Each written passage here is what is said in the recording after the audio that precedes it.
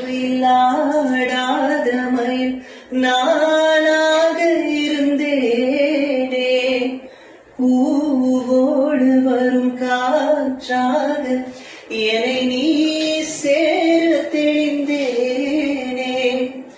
ஆதாரம் அந்த தேவன் நானை சேர்ந்தான், இந்த மானை நாவார ருசித்தேனே, தேனை சேர்ந்தேன் இன்று நானே.